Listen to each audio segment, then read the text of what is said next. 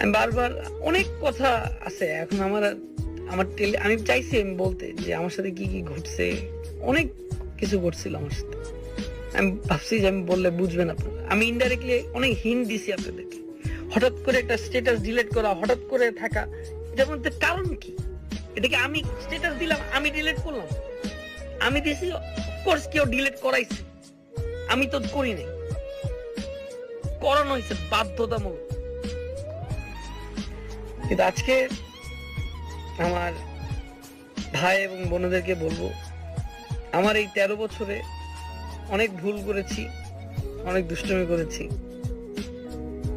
আমি আর কখনো ইউটিউবিং, ফেসবুকে বা টিকটকে আমি আর থাকবো না। সবাই ভালো থাকবেন।